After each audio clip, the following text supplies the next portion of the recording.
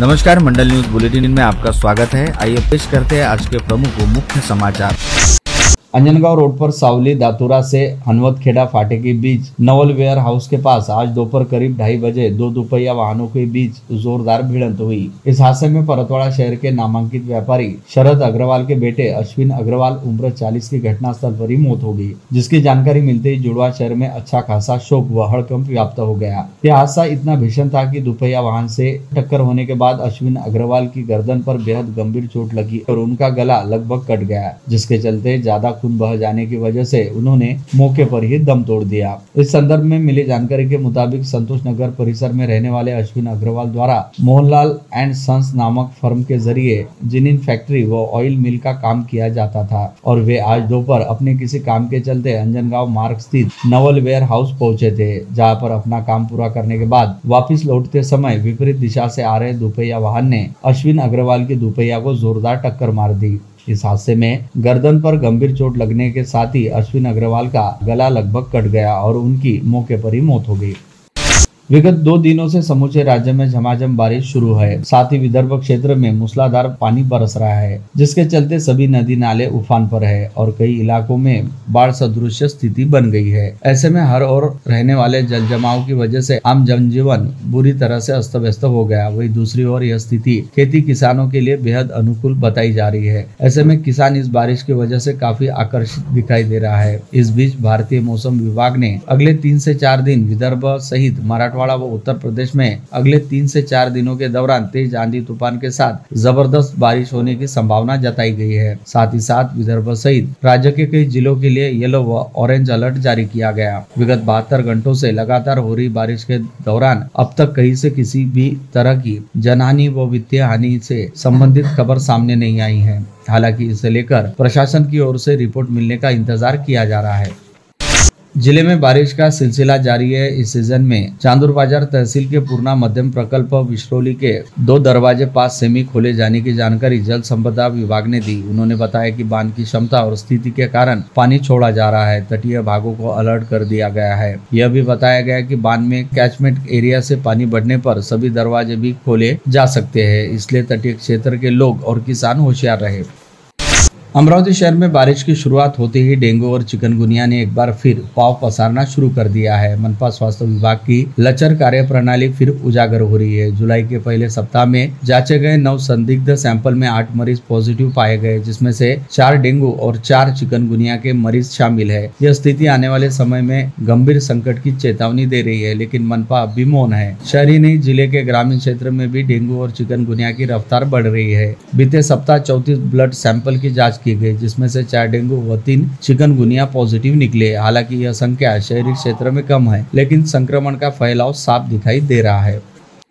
किसानों को संपूर्ण कर्ज माफी देते हुए उनका 7/12 पूरा करने की प्रमुख मांग को लेकर प्रहार जनशक्ति पार्टी के मुखिया व पूर्व मंत्री बच्चू कडू द्वारा गत रोज भाऊ साहेब देशमुख के जन्म स्थल पापल गांव से शुरू की गई पदयात्रा आज लगातार दूसरे दिन भी जारी रही। गत रोज पापल गांव से शुरू होकर उम्बरडा बाजार पहुंचकर रात्रि विश्राम हेतु रुके पूर्व मंत्री बच्चू कडू ने आज अपने समर्थकों सहित उम्बरडा बाजार से अपनी पदयात्रा का प्रारंभ किया और दोपहर बाद तक पूर्व मंत्री बच्चू कडू अपने समर्थकों सहित यवतमाल जिले की सीमा में स्थित लोही गांव तक पहुंच चुके थे, जहां से इस यात्रा को आगे बढ़ते हुए करनोडी व मानकी गांव पहुंचना है। पहले दिन की तरह आज दूसरे दिन भी क्षेत्र में बारिश जारी रहने के बावजूद पदयात्रा में शामिल प्रहरियों और किसानों के उत्साह में कोई कमी नहीं थी, बल्कि आज इस यात्रा में कई मेंढपाल भी आकर जुड़ गए। अपनी भेड़ बकरियों को साथ लेकर पदयात्रा में शामिल होने पहुंचे भेड़पालों ने पूर्व मंत्री बच्चू कडू को धनगरी पगड़ी व घोंगड़ी मोटा कंबल भेंट करते हुए उनकी अगवानी की तथा किसान कर्ज माफी की मांग की पूरी तरह से समर्थन भी किया।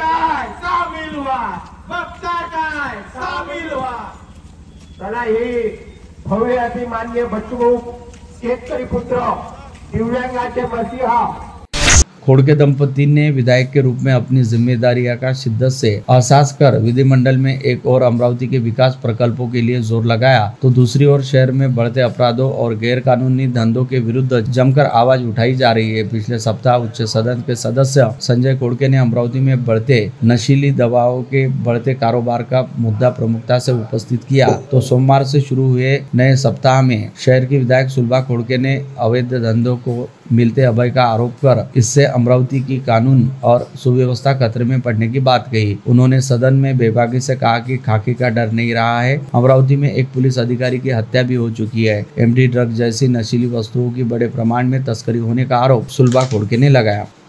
विगत कुछ दिनों के दौरान अमरावती मुंबई विमान सेवा तकनीकी खराबियों में अटकी हुई है, जिससे सर्वसामान्य हवाई यात्री काफी त्रस्त हो चले हैं, जिसे लेकर भाजपा नेत्री व पूर्व सांसद नवनीत राणा ने महाराष्ट्र विमानतल विकास प्राधिकरण यानी MADC की उपाध्यक्ष व व्यवस्थापकीय संचालक स्वाति पांडेय से फोन पर पूछा कि अमरावती विमानतल से विगत कुछ दिनों के दौरान विमानों की उड़ानें रद्द होने की घटनाएं घटित हुई है। इस विमानतल से उड़ान योजना अंतर्गत यात्री हवाई सेवा शुरू की गई है, जिसके तहत विमान की कुल यात्री संख्या में 50% यात्रियों हेतु हमारी सरकार अनुदान देती है, परंतु अब स्थानीय व्यापारियों अथवा इलाज के लिए जाने वाले मरीजों द्वारा हवाई टिकट की बुकिंग की जाती है, तो उन्हें कई बार फ्लाइट के रद्द हो जाने की जानकारी मिलती है। साथ ही साथ अमरावती मुंबई फ्लाइट के जरिए 9 से 10 हजार रुपए का यात्रा शुल्क लिया जा रहा है। आखिर यह सब क्या चल रहा है?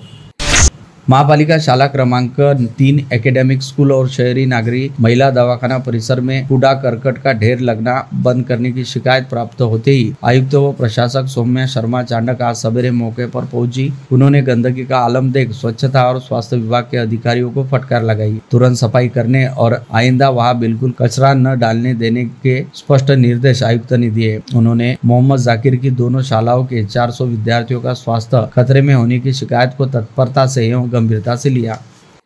सौर ऊर्जा से जुड़े अपने ही निर्णयों पर यू टर्न करने वाले राज्य विद्युत नियामक आयोग MERC के ताजा गत 25 जून के आदेश पर सोलर एजेंसी का काम करने वाले रेनेबल एजेंसी एसोसिएशन ने नाराजगी व्यक्त की। इससे बिजली 50 से 30% महंगी होने का दावा कर उद्योगों और सेवा व्यवसायों पर बुरा असर पड़ने का दावा एसोसिएशन ने किया। शासन और प्रशासन स्तर पर इसके विरुद्ध आवाज उठाना जारी रहेगा। आज 8 जुलाई मंगलवार को प्रदेश के सभी जिलों में जिलाधीश से इस बारे में चर्चा करते हुए सौर ऊर्जा क्षेत्र में काम करने वाले लोगों ने ब्लैंक डे फॉर सोलर शीर्षक से भरी बरसात में प्रदर्शन किया।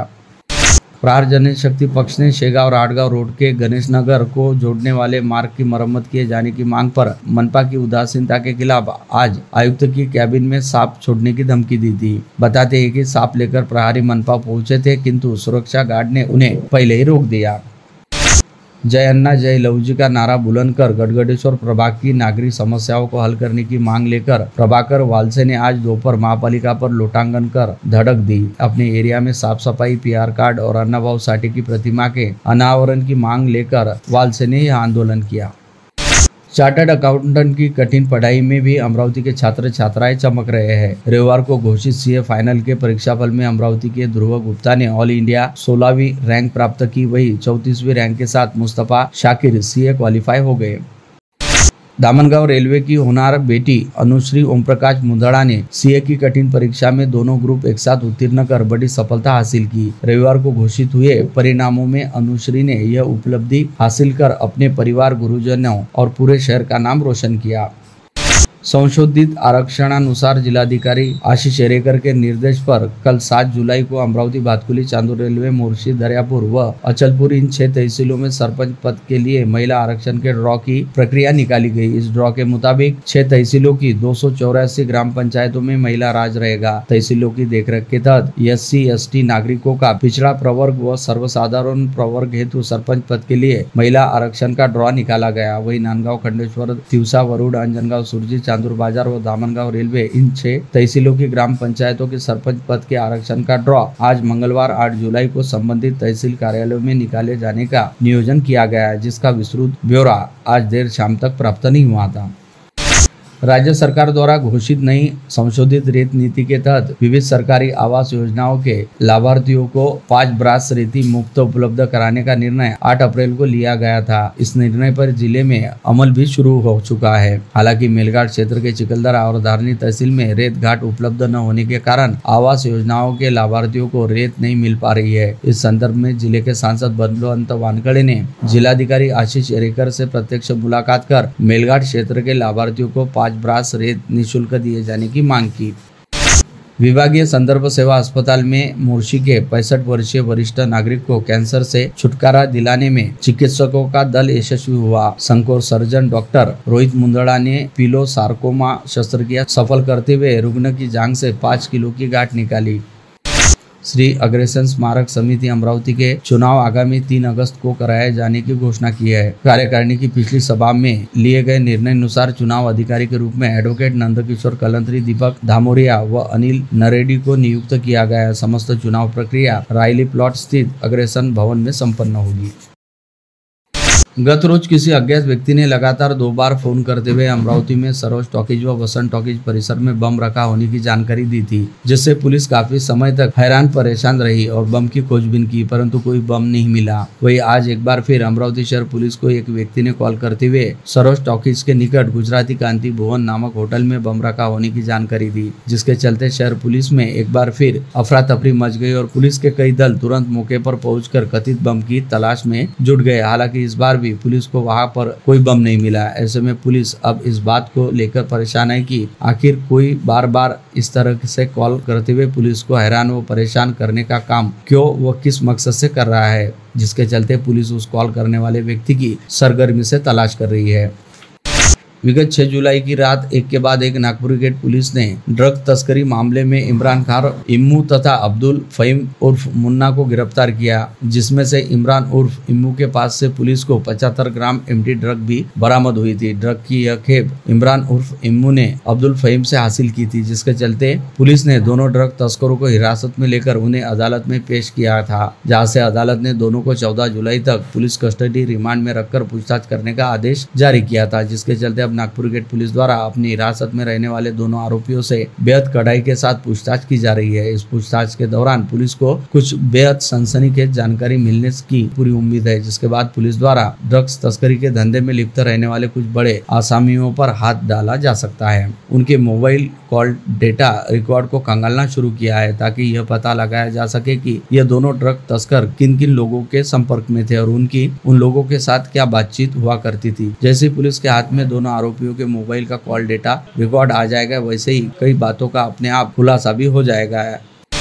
राजापेट थाना अंतर्गत मायानगर में किराए का रूम लेकर रह रही छात्रा के साथ सामने के रूम में रहने वाले युवक ने गत शाम रेप किया, जिससे क्षेत्र में खलबली मची। देर रात राजापेट थाने में घटना की शिकायत दर्ज की गई। पुलिस अब आरोपी मयूर संतोष कराले को सरगर्मी से खोज रही है। दूसरी ओर पीड़िता का अस्पताल में उपचार चल रहा है। यह भी बताया गया कि छात्रा मूल रूप से धारनी तहसील की रहने वाली है। अमरावती में वह अपने भाई और बड़ी बहन के साथ रह रही थी। पुलिस आयुक्त अरविंद सावरिया के निर्देश पर ड्रग्स तस्करों और गैर कानूनी धंधों के विरुद्ध अपराध शाखा की दोनों यूनिट द्वारा जोरदार कार्रवाई चल रही है। इस कड़ी में अपराध शाखा यूनिट 2 ने गौलीपुरा में शेख रहीम उर्फ उंगा के घर छापा मारा। वहाँ बड़ी मात्रा में हथियार बरामद हुए। पुलिस ने 2 आरोपियों को बंदी बनाया है। एक आरोपी पुलिस के हाथ से फिसल जाने की जानकारी है। सूत्रों ने अमरावती मंडल को बताया कि सीपी के खास निर्देश पर अपराध शाखा और विशेष यूनिट जगह जगह जाल बिछाकर रेड कर रही है। ऐसे ही एक्शन में गौलीपुरा शेख रहीम के घर निरीक्षक संदीप चौहान और एपीआई मंगेश इंगले की टीम ने छापा मारा। वहां से 6 तलवारें, 11 चाकू, 1 कोयता बरामद किया। आरोपी शेख रहीम और गुलवेज अहमद नूर अहमद बडनेरा निवासी को गिरफ्तार किया है, जबकि आरोपी शेख जमीर उर्फ बाबा शेख अहमद भाग निकलने में सफल रहा। पुलिस उसे भी खोज रही है। एक ही घर में आरोपी से हथियार का भंडार मिलने से पुलिस भी हक्की बक्की रह गई। जिला न्यायालय परिसर से सोमवार दोपहर पुलिस का हाथ छुड़ाकर संदिग्ध आरोपी विजय संजय सूर्यवंशी विलासनगर निवासी भाग गया, जिससे थोड़ी देर के लिए खलबली मच गई। पुलिस ने तत्काल फिल्मी स्टाइल पीछा करते हुए आरोपी सूर्यवंशी को 10 मिनट में ही पकड़ लिया। राजापेट पुलिस थाना क्षेत्र में 5 माह पहले डकैती के प्रयास का वाकया हुआ था। पुलिस ने 3 आरोपियों को पकड़ा था, जिसमें विजय सूर्यवंशी गत 5 माह से जमानत नहीं मिलने से जेल में था। उसे न्यायालयीन पेशी के लिए मुख्यालय के 4 कर्मचारी जेल से लेकर कोर्ट पहुंचे थे। उसे हथकड़ी नहीं लगाई गई थी, जिसका लाभ लेकर दोपहर 1 बजे के दौरान आरोपी ने पुलिस को चकमा दिया और वहां से भाग निकला। पुलिस उसे यहाँ वहां खोजती रही। एक पुलिस अधिकारी ने सोशल मीडिया पर भी आरोपी को पकड़ने का आह्वान किया। इस बीच आरोपी के रिश्तेदार ने ही पुलिस को सूचित किया। तत्काल उसे पकड़ा गया, जिससे महकमे ने राहत की सांस ली। रक्षा मंत्रालय में पहचान होने का कारण जॉब दिलाने का झांसा देकर जिले के कुछ युवकों से की गई 84 लाख की ठगी मामले में आखिरकार नागपुर गेट पुलिस ने 2 आरोपियों के विरुद्ध धोखाधड़ी का केस दर्ज किया। आरोपी हाफिज खां, भूरे खां पठान और मोहसिन खां द्वारा ऑर्डिनेंस फैक्ट्री नागपुर में जॉब दिलाने का झांसा दिया गया। पुलिस ने विभिन्न धाराओं के तहत अपराध दर्ज किया। शहर पुलिस ने पानीपुरी का ठेला लगाने वाले शिकायतकर्ता की फरियाद को गंभीरता से लेते हुए 5 दिनों में ही चोरी गए ठेले का पता लगाकर 2 आरोपियों को दबोचा। 1.5 लाख रुपए कीमत का ठेला भी बरामद किया गया। नागपुर से अमरावती की ओर जा रही एक तेज रफ्तार एसटी बस ने दोपहिया को जोरदार टक्कर मार दी, जिसमें एक महिला की मौत हो गई और 2 अन्य गंभीर रूप से घायल हो गए। यह घटना विगत सोमवार को दोपहर 1:30 बजे के करीब पीपलवीर गांव के पास घटी। मृतक का नाम विजया राजेश पवार बताया गया, जबकि घायल का नाम राजेश कमल बाबू पवार और शेख मुख्तार मोहम्मद शामिल है। दोनों को उपचार के लिए जिला सामान्य अस्पताल में भर्ती कराया। मंगरूल दस्तगीर गांव में रविवार 6 जुलाई की शाम खेत में काम करते समय एक 45 वर्षीय किसान को सांप ने डसने से उसकी मौत हो गई। प्राप्त जानकारी के अनुसार मंगरूल दस्तगीर गांव में रहने वाले सुनील मारतराव तिजारे अपने खेत में काम कर रहे थे, तभी उन्हें सांप ने काट लिया। धामनगांव रेलवे तहसील के झाड़गांव की कोमल अक्षय तायडे इस नवप्रसूता और उसके बच्चे की नागपुर के एम्स अस्पताल में मृत्यु हो जाने पर सवाल उठाए गए, जिससे मृतका की मां की शिकायत पर धामनगांव रेलवे ग्रामीण अस्पताल में शव परीक्षण किया गया। मृतका के रिश्तेदारों ने पुलिस में शिकायत दी। पुलिस ने पीएम रिपोर्ट आने पर जांच की दिशा तय करने की बात कही। नीरज मल्टीपर्पज निधि बैंक लिमिटेड शाखा में कार्यरत कर्मचारी द्वारा एक तलाकशुदा महिला के साथ धोखाधड़ी करने का मामला प्रकाश में आया। बताया गया कि उक्त पीड़ित महिला से 1 लाख रुपए की ठगी की गई। पीड़ित महिला ने इस संबंध में थाने में तथा ग्राहक मंच से शिकायत दर्ज कराई है। रिसोर्ट के देगलूर में IDBI बैंक के शाखा प्रबंधक आशीष विजय देशमुख का हदगांव देगलूर रोड पर सड़क हादसे में निधन हो गया। वे लिंगा कोतवाल के पूर्व उपसभापति स्वर्गीय विजयराव देशमुख के पुत्र थे। हदगांव देगलूर बाइक से वे अप डाउन करते थे। यवतमाल में गुप्त धन की लालसा और अघोरी उपचार के नाम पर तांत्रिक ने यवतमाल शहर के वंजारी फैल में मां बेटी को 1 वर्ष से कैद कर रखा था। उन पर उपचार के नाम पर अत्याचार किए जा रहे थे। यह मामला सोमवार को पुलिस ने गुप्त सूचना के बाद संबंधित घर पर छापा मारकर उजागर किया। आरोपी तांत्रिक महादेव परशुराम पालवे उर्फ मावली सहित 4 लोगों को बंदी बनाया गया। आरोपी ने खुद को तेजधार चाकू से घायल कर लिया था, इसलिए अस्पताल में उसे भर्ती करना पड़ा। आज कस्टडी रिमांड के लिए गया। घटना उजागर होने से समस्त यवतमाल में खलबली मच गई है।